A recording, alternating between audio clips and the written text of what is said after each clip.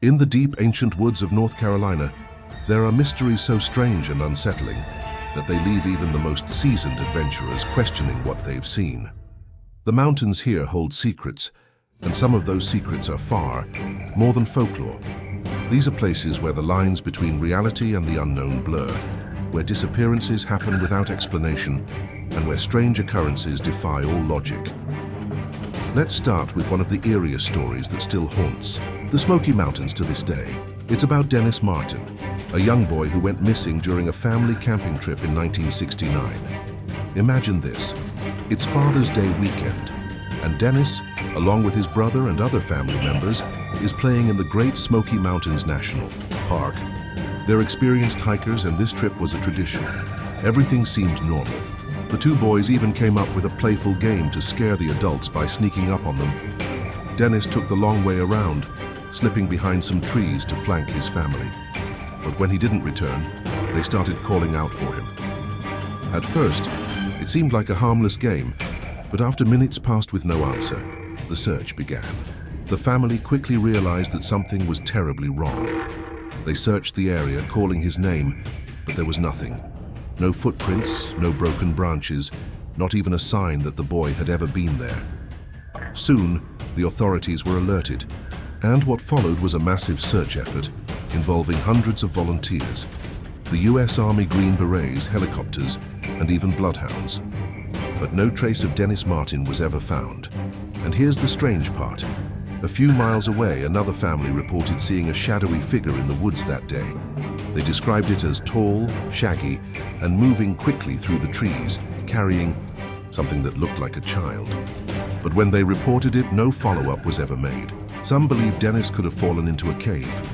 Others think there might be feral humans living in the Smoky Mountains.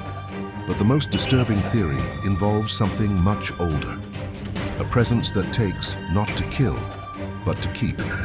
One ranger, who participated in the search years later, admitted that there was something unsettling about that part of the forest. The air felt wrong, and they knew they weren't alone. But whatever it was, it didn't want to be found. Dennis Martin's name is still posted in ranger stations to this day, but no one has any answers. And when the fog rolls in at night, hikers near Spencefield claim to hear the faint sound of something small walking just outside their tent, never speaking, just circling, as if the boy never truly left. As the years pass, strange stories like this one continue to surface from the forests of North Carolina. Another eerie location is known as the Devil's Tramping Ground, a small clearing in the woods near Sealier City. This spot is infamous for the perfectly round circle of barren earth that refuses to grow anything, no matter the season. Local legends say that the devil himself walks in circles there, pacing in silence. And while it sounds like something straight out of a horror story, this strange phenomenon has been observed for generations. The strangest thing about the Devil's Tramping Ground isn't just the lack of vegetation. It's what happens when you place something inside the circle. Rocks, personal belongings, even sleeping bags, everything seems to get moved by morning. In the 1970s, the North Carolina Department of Agriculture tested the soil, but it came back normal, no toxins, no contamination, yet the earth is inexplicably barren. In 2003, a group of campers placed rocks at the center of the circle and set up audio recorders to capture any strange occurrences. When they reviewed the footage, they heard nothing. No wind, no crickets, no sounds of life, except for faint footsteps on dry leaves. The next morning, the rocks were outside the circle, and the sleeping bags had been moved. The recorders, dead. Full batteries, but no new recordings. No one can explain it. Locals have their theories. Some think the spot is a natural vent releasing pressure from deep within the earth. Others believe it's an ancient burial site, perhaps one that the land doesn't want disturbed. There are even rumors of Native American warnings, although no one has ever confirmed them. But what people who camp near the spot report is a feeling of being watched, and the sense that something doesn't want them there. Some say they wake up facing away from the circle, no matter how they fell asleep, while others describe strange dreams in which they're pacing in a circle with someone behind them. But they're not allowed to look back. The Devil's Tramping Ground is a place that doesn't just defy logic. It changes the way you perceive the world around you. Some say it's simply a natural anomaly. Others believe it's something far more sinister. But for all the explanations, the feeling remains the same. There's something in those woods, something older than time itself, and it doesn't want to be seen.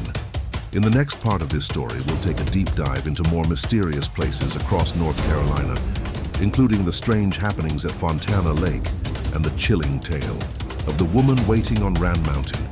Keep watching, because these are stories that will change the way you look at the world and at the things that lurk just out of sight. Now let's leave behind the chilling stillness of the Devil's Tramping Ground and head to a place that hides its secrets beneath the surface, Fontana Lake. This lake is deep and full of mystery, but not because of what you can see. It's what lies beneath the water that has fueled rumors and strange sightings for decades. Fontana Lake is the deepest in North Carolina, a narrow body of water that snakes through the great Smoky Mountains. It's remote, surrounded by thick forests, and its shores stretch for miles, offering little more than fog and isolation. But the lake wasn't always there. In 1944, the area was flooded to create a hydroelectric project, and as the waters rose, entire communities were submerged. Homes, churches, cemeteries, all gone, swallowed by the lake's deep waters.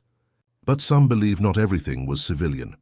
In the 1970s, fishermen and hikers began reporting sightings of strange structures half submerged in the lake.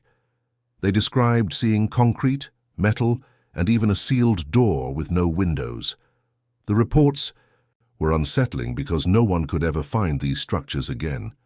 They would appear, only to vanish when someone tried to return.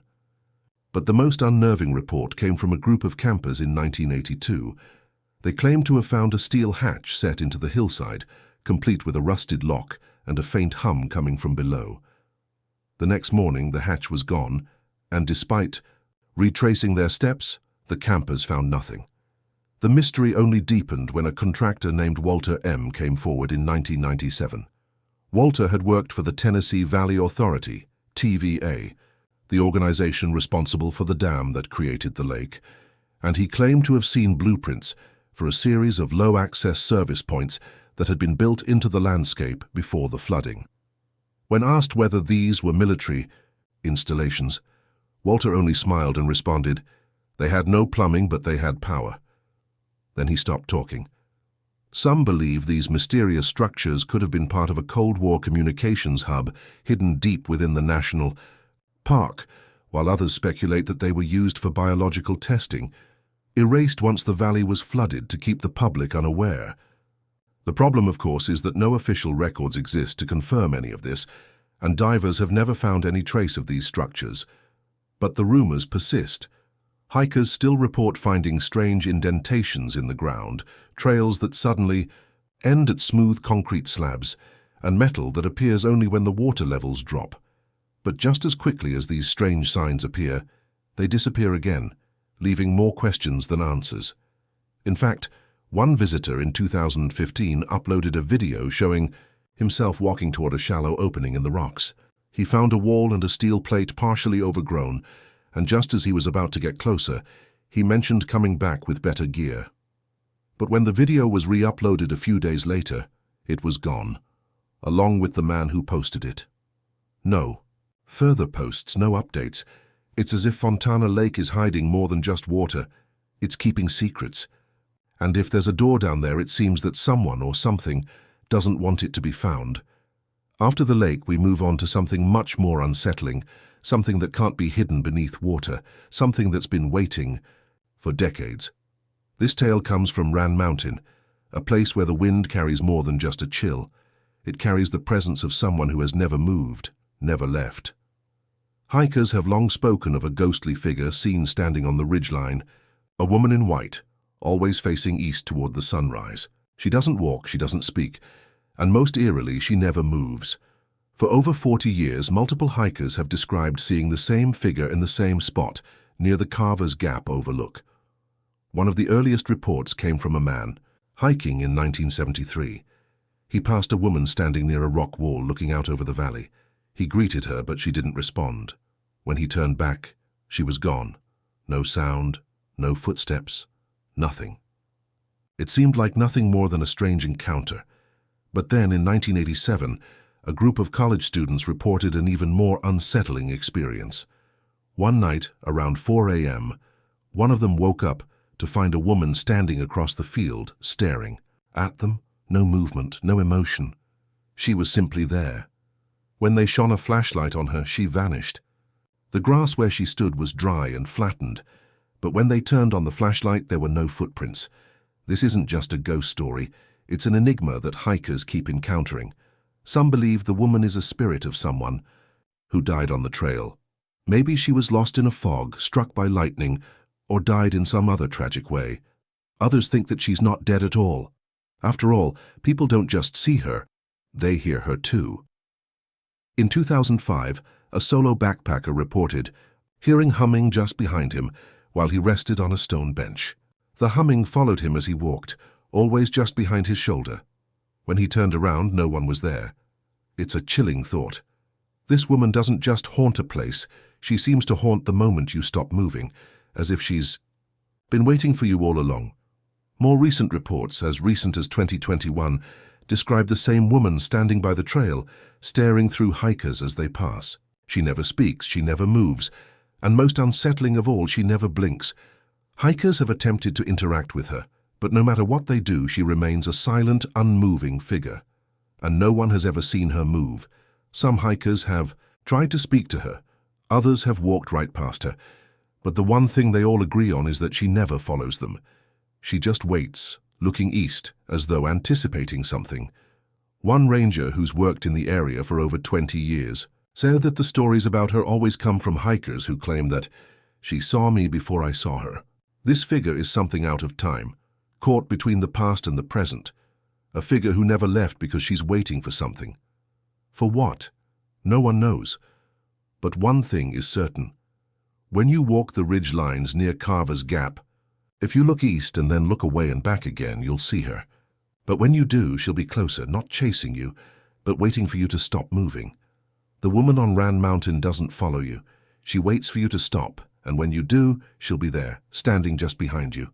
We'll come back to the rest of the stories after the break, but first let's reflect on the chilling fact that some places like Rand Mountain seem to hold on to something waiting, watching, and never leaving.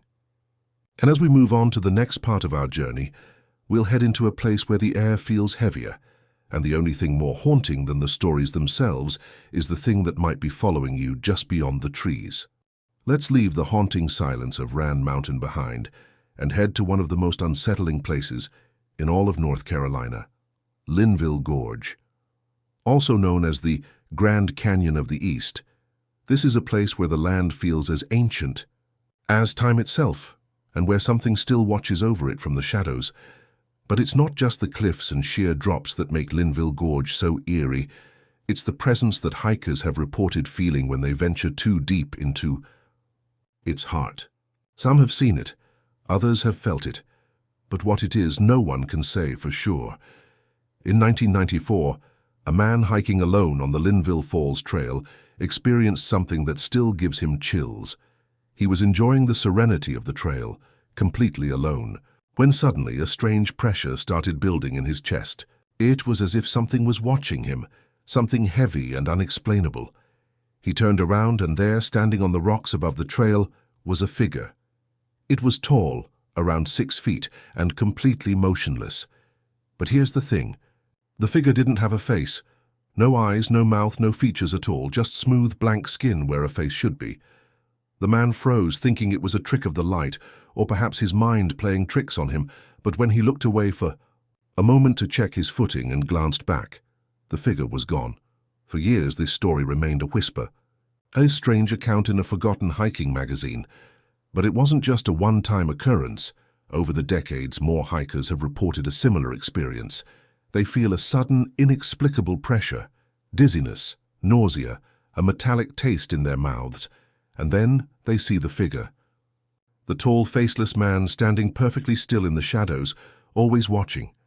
And even those who don't see the figure still report the same sensations, the same weight on their chests, the same cold stillness, and the eerie sense that someone, or something, is following them just beyond the trees, but the strangest part, some hikers don't even need to see the figure to know it's there.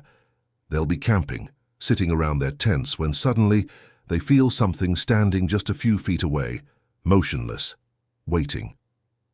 One woman recalls hearing slow, deliberate footsteps around her tent in the dead of night. When she unzipped the flap and looked outside, she saw a figure standing perfectly still, arms at its sides.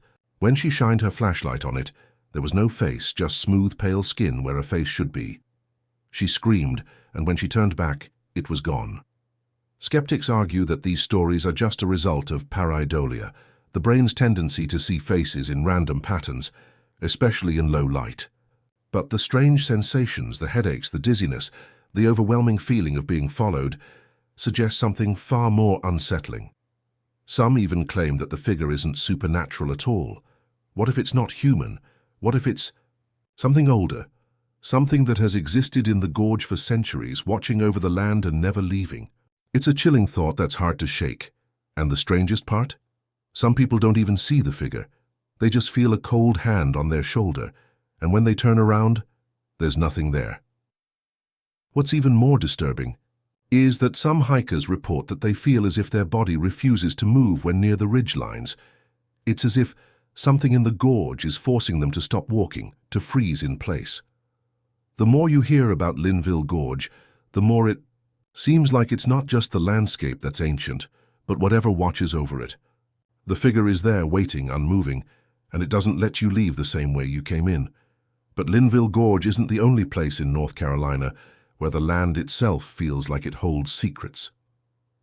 In the dense, fog-covered mountains, there's another mystery that has baffled locals for over 800 years. It's called the Brown Mountain Lights, and they've been seen floating above the ridge of Brown Mountain for as long as people have lived in the area. These lights don't blink, they don't hum, and they don't behave like anything you'd expect. They simply drift, glowing in the dark sky, and they don't follow any patterns that can be explained. The first written record of the Brown Mountain Lights came in 1913, when a fishing club filed a report to local authorities about strange orbs moving across the trees. They were reddish, white, or pale blue, and they didn't seem to follow any natural order.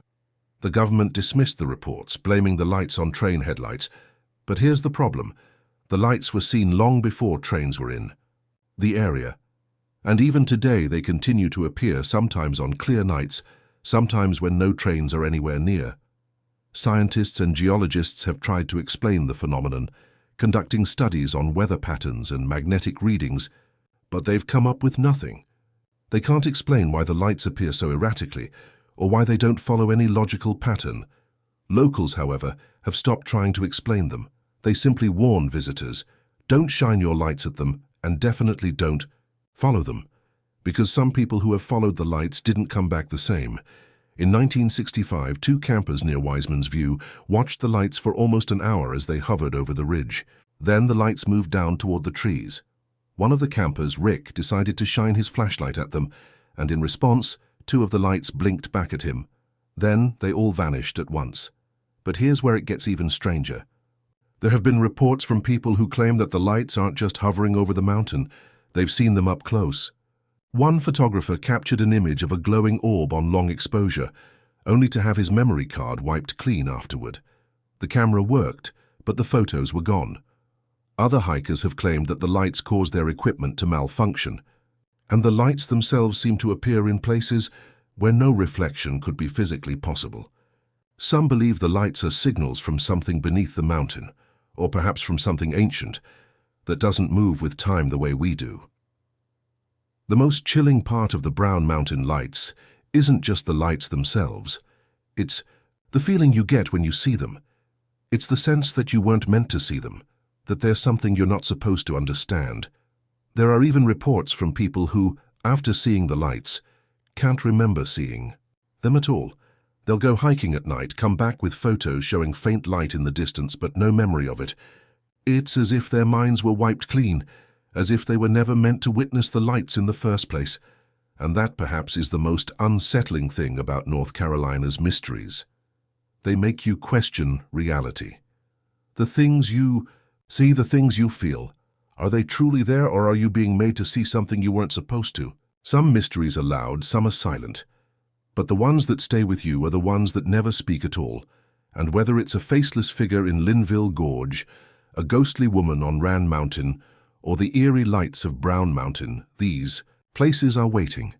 They're waiting for you to look, waiting for you to question, and waiting to remind you that not everything can be explained.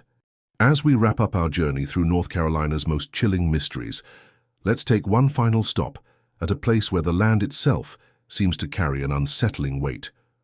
We've seen figures in the woods, unexplained lights in the sky, and the eerie pressure that comes with standing on land that feels too old to understand. But sometimes the mysteries of this state are so silent, so invisible, that they seem to exist just outside our grasp, waiting for us to notice. Our final story takes us to one of the most remote and unnerving locations in the region. The Brown Mountain, the site of the famous Brown Mountain lights. These strange glowing orbs have been seen drifting across the ridgelines for centuries, and while many theories have been proposed, no one has ever truly solved the mystery behind them. Located in the western spine of North Carolina, Brown Mountain rises up out of the fog like a dark sentinel. It's remote, eerie, and full of legends, and the most famous of those is the story of the Brown Mountain lights. These lights are unlike anything anyone can explain. They don't blink, they don't hum, and they don't behave like traditional lights. They are pale blue, reddish, or white, and they drift across the ridge in ways that seem almost deliberate. The first recorded sighting of the lights came in 1913, when a local fishing club reported strange orbs moving above the trees. They weren't just any lights. They hovered in the sky, drifting in and out of sight. And for years, scientists have tried to investigate the phenomenon. They've tested the air, conducted studies on weather patterns, and examined the geological makeup of the area, but no one has been able to find a definitive explanation for the lights. In fact, in 1922, the U.S. Geological Survey spent months investigating the lights. Their conclusion? There was no conclusive source for the lights.